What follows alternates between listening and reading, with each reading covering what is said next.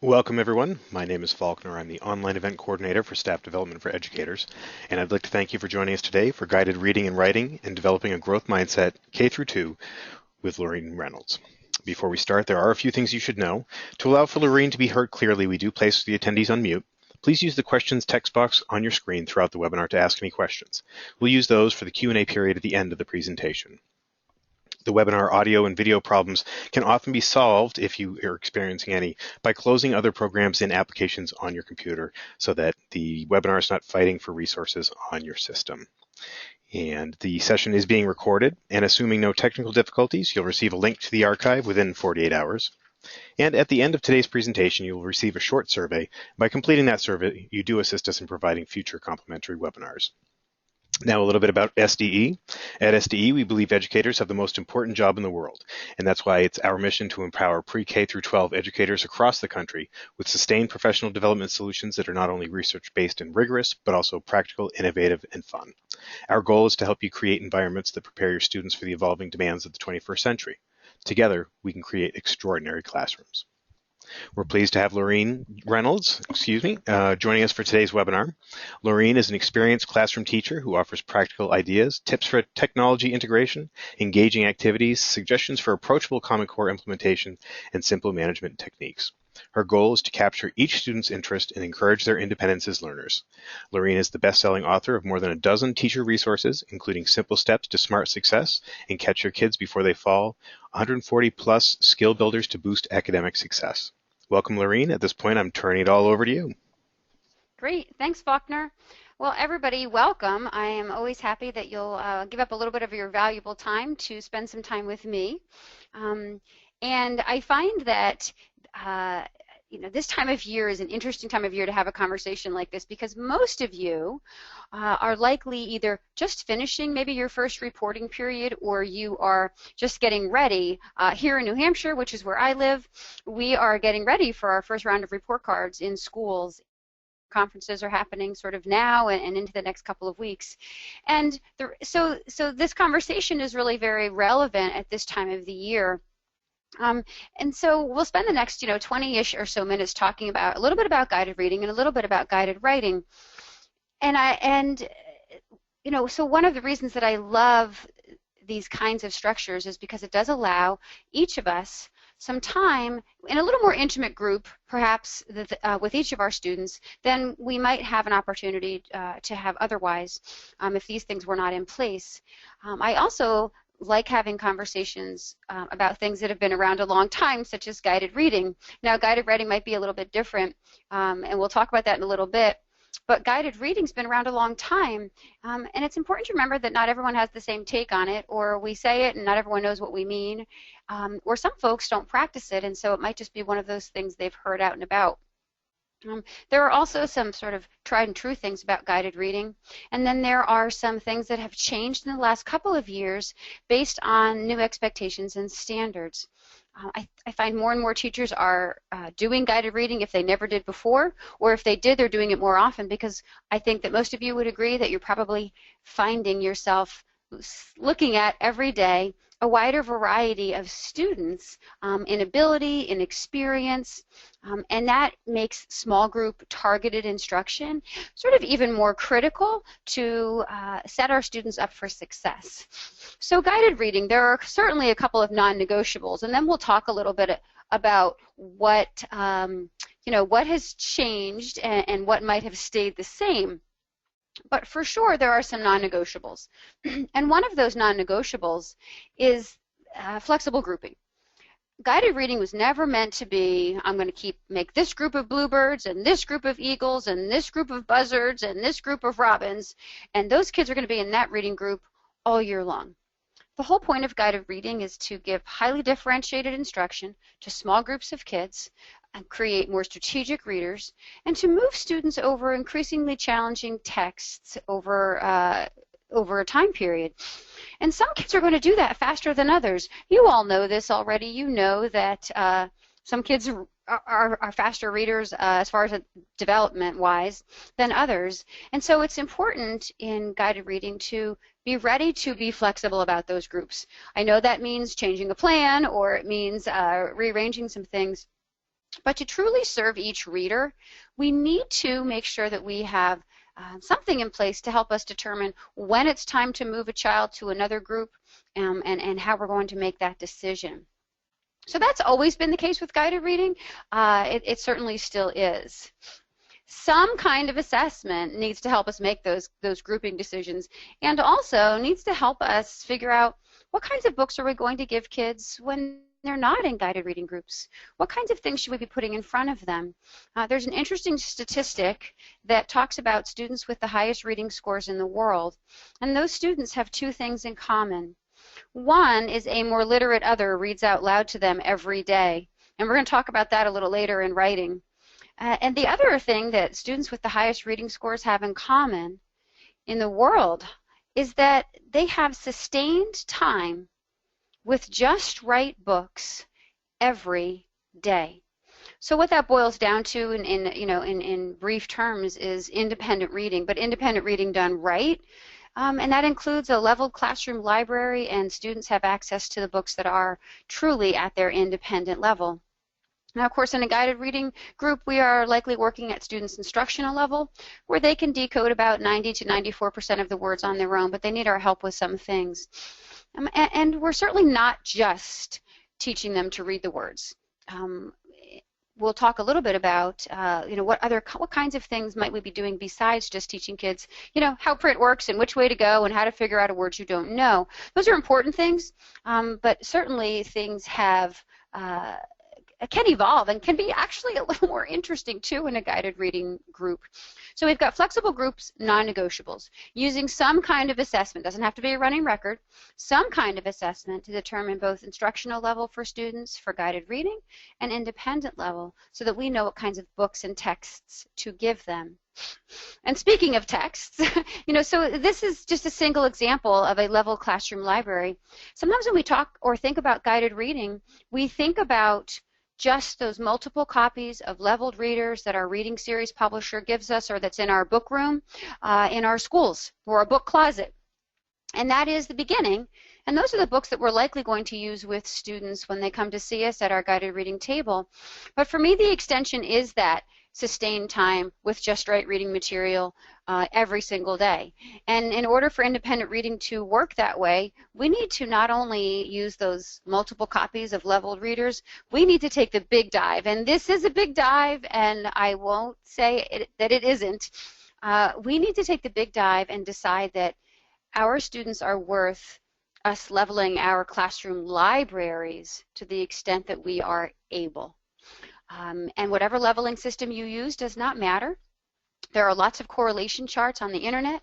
There are apps like Book Wizard from Scholastic that will help you level books by simply scanning the barcode on the back of the book. But no matter what, to make your guided reading efforts most effective, we then need to give kids time to practice with books that are just right for them. And the only way to do that is to level your classroom libraries. Now, for me, this took me a whole year. This was a year worth of it was a professional improvement goal for me. And it was a year of, every Wednesday afternoon I grabbed a bucket of books and a box of stickers, and every book that I could level got a sticker with a particular level on it. These are likely guided reading levels that you see here. You might use DRA, you might use a Lexile level, or you might use something like A to Z reading levels or accelerated reader levels. Whatever you choose, try and be consistent so that you're going to get the biggest bang for your time, for sure. And so the students have the most books to choose from in their independent range. This will also broaden the kinds of texts that students are exploring, because as you can see, even just by looking at the top book in each of these buckets, some of these are nonfiction and some of them are narrative, and likely more so than nonfiction, they will have a variety of text formats and structures, and those are the kinds of things that we might also consider talking about in a guided reading lesson. Here is, I think, maybe, I spent last week in Des Moines, Iowa, talking about just this topic with K-2 teachers, and then later on in the week I was with 3-5 teachers. And one of the sort of biggest conversations I take the time to have is that in this age where we all feel so pressured and so overwhelmed that we try and do a million things at once. At every turn, we're trying to squeeze 6 skills in, that we sort of take a step back when it comes to planning guided reading lessons. In this age range, you are only going to have your students in front of you for probably 15 minutes. And I'm not suggesting that you have them in front of you any longer. After 15 minutes, kids this age are simply sort of not paying attention. Even on your snappiest day, no matter how much they love you or how engaging the text is, 10 to 15 minutes, you start losing them. And so we want to keep them interested and engaged and then know to stop when it's time. So I never suggest, a 20 or 25 or a 30-minute guided reading lesson. I think you will find people that would argue the other point, but for me, sort of short and sweet has always worked better. And so because I'm only going to have this particular group of students in front of me for 15 minutes, I want to make sure that I'm really only trying to teach them one thing, or focus on one piece of text structure, or one kind of word or word family, or one strategy or technique I want them to apply as readers when they're reading alone. So this is where planning well and planning ahead of time, looking at the text, where am I that you're going to use, is my focus going to be, and maybe even writing down on a sticky note, what question am I going to ask students to think about, converse about, once we've gotten through this text or part of this text, and stay within that boundary. Even if we get repeated exposures to the same skill, that is terrific, because that's how kids are more likely to apply those once they are reading alone. So keep yourself focused. I know that's hard, but to me this is sort of I'm always hoping that's the aha moment for folks. Don't try and do too much. So how is today's guided reading different? Well, in short, there are a couple of things that differ. One, you may find that the skills that you're trying to teach your students are different than they used to be, because the age and skill pairings may have shifted a little bit in your schools based on some new standards or expectations. You might also have found that the kind of text you're sharing, and for me this is kind of the exciting part actually. Today's guided reading allows us to share a variety of text with students, not just narrative, and we're going to show them how to tackle a whole bunch of different kinds of things together, and then hopefully at some point, someday, they're applying those techniques when they are doing a read alone. The text complexity that you may have heard that term that we talk about in reading instruction really isn't just the reading level, and we know that has stayed the same. That's a tried and true part of guided reading. But the texts that are being produced now for students in this age range are a little bit more complex. And I don't necessarily mean they're a higher reading level. I do mean that there might be other things like multiple meaning words, or there might be a difference in sentence structure, or the text structure might be at the top of the page on one page and sideways someplace else, and at the bottom of the page someplace else. And all of those things contribute to text complexity. These zebras that you see here make me think of a really fun book that's great for a little close reading lesson, or something even with whole group, and it's called Z is for Moose. I don't know who the author is off the top of my head, but it seems like a very simple alphabet book. But pretty quickly the text structure changes. It's very silly. It's really funny. There's a great sort of lesson at the end, but there's a lot of things like that you could show a young reader with a text like this. There's some speech bubbles. The text goes in different places. There's some inferencing to be done, and so it's an alphabet book with a big complex twist, and I think that is a big change for us. And finally, and I think this is probably less of a change for us as primary teachers than it is for teachers of older students, but we are likely reading some more cross-content stuff. So you may be doing some guided reading lessons using books other than just narratives. One thing that I would love to challenge you to do during guided reading, and truly all of your instruction, is to ask better questions. And if you even Google higher order thinking questions, you will be able to get your hands on a list of, instead of just, well, how many bears were there? which is a recall question, which is the lowest kind of question we can ask as far as thinking demands. I would rather ask students a question maybe about Goldilocks and the Three Bears that went something like, well, what do you think Goldilocks should have had to do to make reparations for or to make up for breaking the Three Bears' chairs? And that's a very different kind of question. And so to me, this is a very contemporary shift in guided reading. We talked about varying your texts already, so we don't need to do that again, but you certainly do have that option. And let's not forget that both guided reading and guided writing are opportunities to do a little bit of informal note-taking. This is a system that I use. It's simply just grids with students' names in them alphabetically in case I switch groups. And, as they're with me in a group, if I want to make a note of a reading behavior in this case or a writing behavior, if I'm doing some guided writing, I write it on a sticky note, and this sort of lives at my table until I can transfer these notes to a more permanent place. And when you're planning your guided reading lesson, this is sort of the last thought on guided reading for now. Sometimes it's hard to figure out, well, what should I do?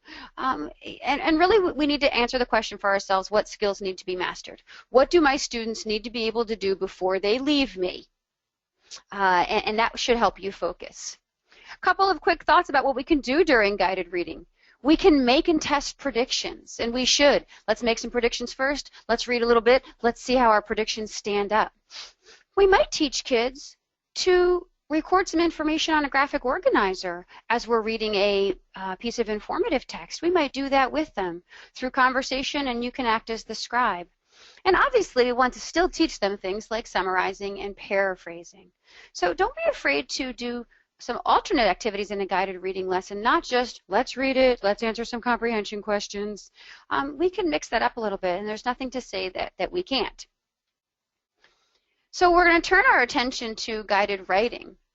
And for some, this is a new term, and for some, this term means one thing, and for some, it means another. For me, it is all about guiding writers in a variety of formats, and a lot of that is how, what the grouping looks like. So the first conversation, we know how to group with guided reading. We use an assessment. But with guiding writers, there really is no formal assessment to do that. There is no running record for writers. There is no developmental reading assessment for writers. And I'm okay with that. I'm certainly not looking for another assessment. And so the grouping is different because we don't have kind of a agreed upon way to assess writers in general. And even if we did, I'm not saying that's necessarily the way to go, so I'm going to give you a couple of suggestions for guiding writers without needing to assess. So the first way we're going to do it is we're going to do some whole group guiding. We can guide young writers, and some of you in this age range likely already do something like shared or interactive writing. For me, my writing instruction has sort of a formulaic approach. I have 3 parts to my formula. The first part is reading out loud at the beginning of every writing lesson, a couple pages of a great book or a text that I love. If we want kids to be great writers, they need to see and hear good writing every day. So after I've sort of instilled the love of the printed word for a few minutes, the second part of my formula is whole group writing, the 5-minute model, where students and I are going to converse about a piece of writing that we might be working on together as a class, and each day I might be adding something to it or making some changes, and they're going to help me along the way. Here I can also teach conventions, so we don't have to worry about forgetting about correct case and spacing and those kinds of things. I like this because it's an easy way to guide kids also through new text types. So if I do indeed need to teach my kids how to write an opinion, I can show them. If I do a 5-minute model every day, that gives me a lot of chances to show them a lot of stuff, to transfer my skill as a writer to them in sort of the most efficient way possible. And they're not just watching me write in a 5-minute model. They are actually contributing and helping me think through the problems that writers have and helping me evaluate where I am in my writing and what needs to happen or change or be added. So the modeling and thinking out loud is sort of the most valuable tool you have here. And that's what whole group or shared and interactive writing allows you to do. It also allows kids to talk through text types like opinion. We can't ask kids to write opinions if we've not had practice. And the easiest way to practice the format of an opinion is to ask students to form an opinion on something that they can relate to, and then support it with a reason or two, depending on what grade you teach. You can ask them what their favorite meal in the cafeteria is, for Pete's sake. So we can prepare students for writing, even through conversation. And then we can also do that modeling piece, while they're sort of watching me and helping me. You already heard me say that, so we can jump it. I do love read-alouds as a good model for just what great print sounds like, but I also like read-alouds for examples of the kinds of text we might be trying to write ourselves. If we're trying to write a new kind of informative text, I might try and find a good example of that in a fun read-aloud and share a little bit of that each time, pointing out the characteristics of this particular kind of text with students. Narratives are pretty comfortable for us. I still read narratives. I love narratives. There's some great literary and nonfiction narratives too. But read-alouds are a good example for, hey, look what this author tried to do. And you can guide your writers through beginnings, endings, ways to begin, ways to end, ways to organize their writing. But you've got to make sure that you pick your read-alouds purposefully and that you know exactly why you picked it. What are you going to point out when you share the beginning of this book with students, or when you share this part of the text with students? Have a purpose for it. And it could be, like I said, organization, ways to begin writing, ways to end writing, or even something like adding details or dissecting word choice. And so I find that using a great piece of print that I love is a really easy, natural, organic way to do that. And if I do it every day for a couple of minutes, that all of a sudden becomes a little more embedded in my students' brains. Sometimes you're going to use read-alouds as introductions too, which I just said. Crystal Springs Books has recently, put out the Stella series, and there's actually a new book now that you don't see here called Poet Extraordinaire. And these books are great because they come from the perspective of a second grader, Stella, and it introduces each of sort of the big three text types that most of us are facing teaching to our emergent and developing writers. So I like read-alouds for a lot of reasons. I use them a lot as part of my guided writing instruction. The sort of least amount of time I spend guiding writers, this might sound contrary, is in small group instruction. And you'll find out why in a minute. But there are times when I do guide writers in small group, and I call that focused mini lessons. And that is usually determined by what am I seeing in their writing samples. If they do a journal entry, or if they do a particular narrative or an informative piece, and I notice that, boy, most of my kids are doing a great job with spacing, or they're really applying that punctuation, but I notice that there are 3 or 4 that still aren't doing it at all or very little, I'm probably going to pull those kids into a focused mini lesson and guide those writers in that particular area of deficiency. Those are a little bit different than guided reading groups. They're less formal. They tend to last, they're less, how can I say this? They visit me less often. I might only see them 3 or 4 times until I think they've got it, and then that group is dissolved. And I wait and see what else is going to pop up in their work before I determine what my next focused mini lesson might need to be. So these are very random and fluid and temporary, and they're intended to be, but also very focused and highly differentiated. These 4 kids aren't doing this. Everybody else is. I've already spent whole group time talking about it and teaching to it. I can't devote any more whole group time. Let me pull them into a focused mini lesson and guide them through this area of deficiency. Finally, sort of my favorite way is one-to-one. Okay, so this is how I really want you to guide writers. When you're after the read aloud part and your 5-minute model, the rest of writing time for me, that final piece of the formula, is independent writing practice. That's when kids dig into writing. And then I do what I call dipping in. And dipping in, I might be doing some conferencing. I'm going to visit with each student, or as many students as I can, for a minute or 30 seconds. I might ask them a question. I might see if they need help with something. I might reference the writing and say, how did you come up with this? I might say, are you stuck on something? I might just ask them to read me a little bit of their writing. I might also do some conferencing, like a star and a wish formula. This is fabulous. Okay, that's your star. You're going to find a specific celebration.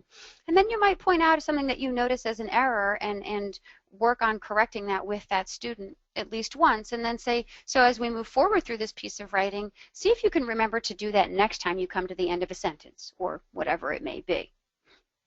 So one-to-one for me is conferencing before the end. This is this dipping in.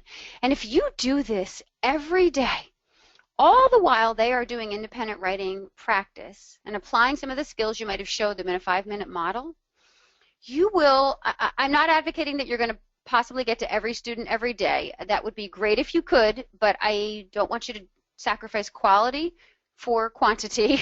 But you're going to really be able to touch base very specifically with each student multiple times in a week and right where they're at in writing, whether it's where they're at in a project, a new kind of text, or working through something, and also where they're at academically. And ability-wise. So for me, the most effective way I guide writers is this dipping in and this one-to-one, because it happens every day.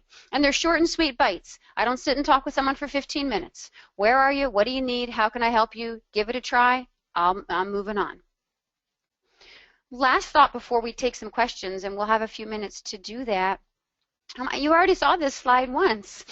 And the reminder here is that we are living in an age that is even more, sort of obsessive about data. And while I'm not wanting to put anything else on your plates, just like guided reading is a good opportunity to keep some informal records, even just for yourself, for report card comments, for something you could mention to parents or somebody else that works with that child, or even for yourself. Charting check-ins during guided writing, during those dipping in moments, might also help you to do those things. Plus, it might help you to determine if there are some students who are in need of a focused mini lesson.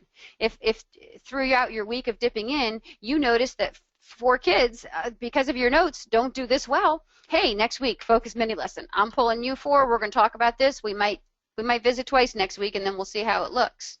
So for me, even informal notes will sort of help inform your instruction, which is what it should do, and then it might offer you some areas of conversation or touch points in a bigger picture. So I sort of gave you the 75-minute tour of the $1 Million Project, but I wanted to get your brains juicing a little bit about what our options are. And Faulkner, I'm hoping that you had a couple of questions come in while we were chatting. We've got a few minutes, and I'd like to be able to answer a few. We did, and actually I'm just going to give everybody a minute or so to submit any last questions that they might have, and just remind people too that as a thank you for attending the presentation today, that we would like to offer everybody a 10% discount off SDE-PD resources, events, and on-site training by using the promo code W110915 before December 9th. And you might be interested in joining. Laureen's going to be, she's got a seminar run, growing and guiding today's readers and writers. And Iowa is already gone by, but Michigan, Tennessee, Arizona, California, and North Carolina between now and April. And keep in mind also, Laureen is more than happy to come to your school and talk about guided reading and writing, or any other customized training that meets your school's needs. And for more information about events, training, or resources, give us a call at 877-388-2054 or visit us on SDE.com. And one last thing, just a reminder to everybody that you will get a follow-up email in about 48 hours, barring any technical difficulties, and that'll have a link to the archived recording of the webinar. Now, a few questions for you, Laureen, and let me see here. Casey was wondering, for guided reading lessons, how do you best plan what to do with your small groups? For me, Casey, the text, so first of all, reading level is your first, that's the first thing you have to pay attention to. What groups am I trying to see, and what level are they reading at? And then once I know that and I see what my choices are in the level 8 category or whatever the level is, then for me, 2 things guide me. One, it is back to that question, what do my students need to master before they leave me? But on a more local level, so to speak, or an immediate level, I always let the text tell me. What does this text bring that maybe others don't? Maybe there's a change in structure or format. I might focus on that in this guided reading level. I know the kids can handle the text. What's the text telling you or showing you? Maybe there is an opportunity for kids to get some additional information from images or graphics. The text is going to tell me that. Maybe there's some tricky vocabulary words or some multiple meaning words in this particular text that don't exist, I haven't seen in other texts of this level. I'm going to focus on that. So for me, Big picture, it's what do my students need to master before they leave me, those foundational skills. Small picture, everyday planning, it is what is this particular text at their level, what opportunity is it offering me? Okay. Becca was wondering if you have a favorite series or preferred base program to spring form. I'll tell you, Becca, there are so many that I don't. I will tell you that I am always taught with a reading series, and I do use that as a springboard. I also, tend to get a little loose with my, interpretation and use of it for a springboard. I think you have to take whatever you've got and use every opportunity that provides for you. You might not love everything that your reading series or your reading program brings, but it gives you a good scope and sequence. It gives you some good ideas, for focused lessons, both whole group and small group. It likely provides you with multiple copies of leveled readers. And for me, the final thing that it gave me was it gave me an opportunity to, what's my reading series story about this week? And then where could I go from there? If it's Mr. Putter and Tabby Fly the Plane, well, I might also want to dig in with my kids to, books about inventions or something like that. So I use it also for a little bit of a science and social studies springboard. But I don't have a favorite because there are so many, and they all have things that I like and things that I sort of maybe don't like that much. All right. And sorry, people typed in questions, and the one that I had loaded up springs right past. Leslie was wondering what the best resource is for writing mini lessons. Oh, well, Leslie, there are a lot of books about writing mini lessons, and actually, Scholastic has quite a few, and I'm actually looking at my bookshelf sort of right now as we are chatting, and there's too many to even list the titles, and in the time that we've got, and you wouldn't get it all anyway. But there are very specific. Scholastic has a couple very specific Just Right mini lessons, grade K, grade 1, grade 2. There are, and that's where I would, you jump on Amazon, and I'm usually sort of typing in exactly what I'm looking for. There is a book by the International Reading Association that I like that is about mini lessons for beginning writers, and that is a K-3 book, and it's Lori Rogg, and she is great, and my copy is really dog-eared and well used, and that's an International Reading Association book. So you need to do a little bit of digging, and get as specific to your grade level as possible. But for me, there are lots, for me, it's always, there are a lot of good book resources. And you can likely find things online for free. Do a really specific Google search. Writing mini lessons for opinion for grade 1. And that's, going to give you sort of your best results. There's an awful lot out there. All right, and looking at the time, Laureen, I'm actually going to close off the Q&A, and if we didn't get to your specific question, I'm going to send all these questions to Laureen. She's got nothing else to do, so she's just sitting around waiting for me to send them to her, and we'll get them back and up online as soon as we can, and we will eventually, those will be posted along with the archive on sd.com, and we'll give you a shout, let you know on Facebook, Twitter, and LinkedIn that those are available. I want to thank everybody for joining us today. Thank you, Laureen, for being here as well. I hope everybody had an enjoyable time, and that everybody has a great rest of the day. Thanks, everybody.